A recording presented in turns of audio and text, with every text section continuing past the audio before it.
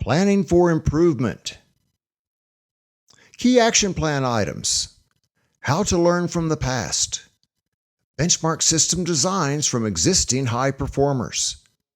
Measure to identify when a process does not work. Keep learning. Do your research. Network and share. How to see all work as a process. Identify the repetitive actions that you spend time on. Flowchart process steps. Identify waste streams. Identify the customers of the work you do each day. Complete a process definition blueprint for your site. On this page and the 2 pages that follow, there are 21 action items that are intended to help you more effectively pursue process excellence. Some are more specific than others, and some are relatively more important than others. I hope that you've gathered from reading this book that if you want different results, you must change the work systems that produce your current results. Also, keep in mind that behaviors are results. Our work systems help shape the behaviors of our people on the job. When I give people a list of even 10 action items, they often feel like they don't know where to start. With that in mind, here are 3 things that I would suggest doing first. Number 1, define your motivations and goals for pursuing process excellence. What is your compelling why for doing this? If you're successful, what would your job look like 5 years from now?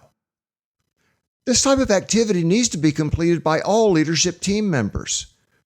Reach consensus on the organization's compelling why for pursuing process excellence and what types of performance goals might be attached to such an effort.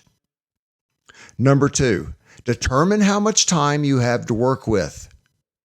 The techniques shared in this book for reducing meeting and email waste are not complicated to follow. They just require discipline. You should also be able to sit back and estimate how much time you're wasting in these and possibly other high waste areas. You might even be able to project site-wide waste amounts. Some of this time should be realized and used for process improvement. What is the average number of hours you're willing to invest in formal process improvement efforts each week? Finally, define what you will expect from your leaders in terms of process improvement support. And think of it as daily support, weekly support, monthly support, and so on. Try to be specific. I don't think this is the first step to take, but it's probably the most important. How you answer this step directly determines your rate of improvement and the breadth of improvement that your change effort will have. If you make process improvement optional for leadership, you will get pockets of excellence at best. More key action plan items. How to engage more people. Build team time into job descriptions and budgets. Systematically capture and triage bottom-up ideas. Define time with people requirements for all leaders. Survey regularly and address poor results with system changes. Regularly recognize team success. Build a recognition system. How to find time for improvement.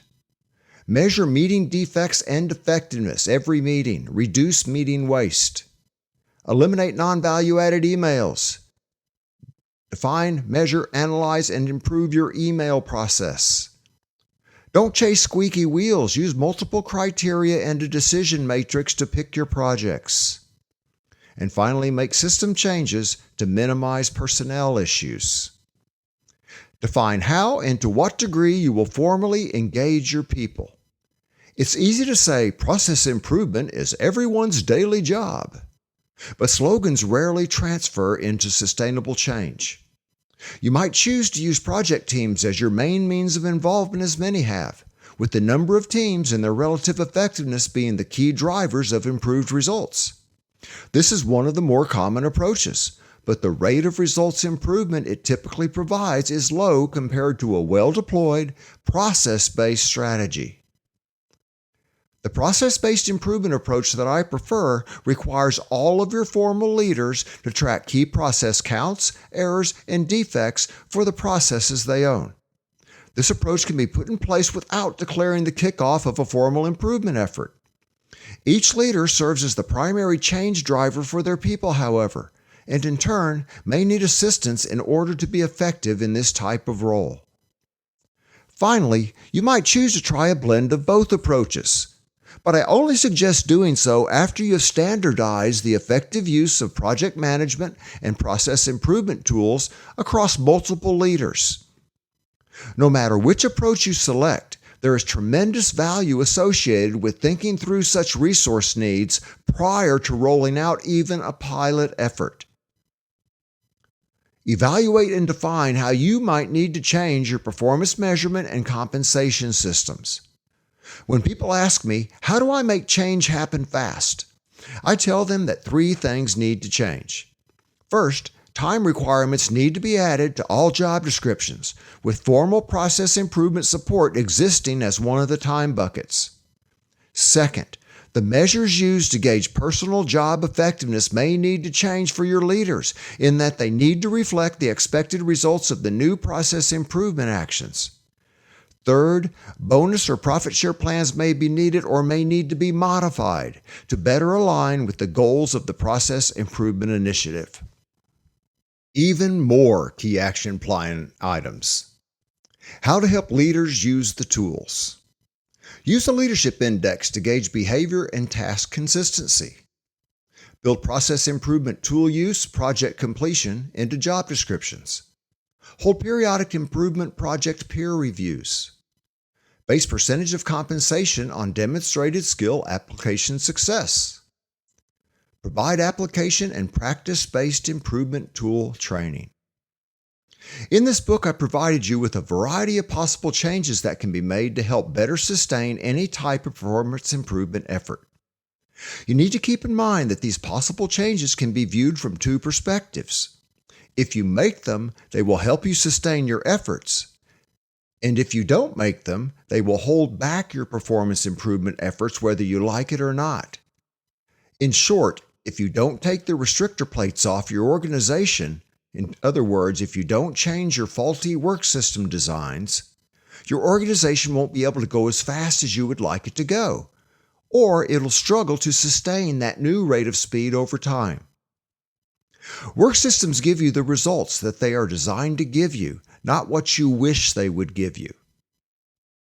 I truly made an effort to make the 21 action items listed on these pages action-oriented, instead of simply saying things like, treat people with respect, or empower your leaders to make changes happen. Those are nice goals that I support, but they're not actionable. How will you achieve these goals? In many of the cases, I've defined action items that only need to be done or reviewed and improved once a year, once they've been defined and put in place. For example, once you've set up a formal recognition system, or once you've defined time requirements for all your people, you don't have to do these things again.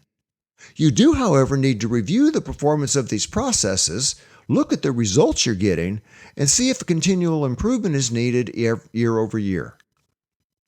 My experiences in doing these things has taught me that each singular session where these activities are designed and planned for the first time can be quite powerful. In most cases, leadership teams have rarely given thought to many of the thoughts and concepts I present in this workbook, mainly in the forms of the questions that I present. They've just done what others who have had the job before them did. Since they may have not spent time learning about the approaches that high-performing organizations use to sustain process excellence, they may not even be aware of what is possible, just as they usually are not aware of the amount of waste and ineffectiveness that exists in their current approaches. Finally, since we rarely measure the effectiveness of many of the approaches suggested here, if we do think we have them, we don't realize how much misalignment exists across departments, work groups, sites, and organizational levels. We're not all on the same page. We use our own variations of the process. We're often unaware of the process inconsistencies that exist. True process definition, measurement, analysis, and improvement works on all organizational processes, not just those on the front lines. How many of these items are you willing to consider doing? And in what sequence will you do those that you choose to pursue? Good luck as you pursue process excellence and keep improving.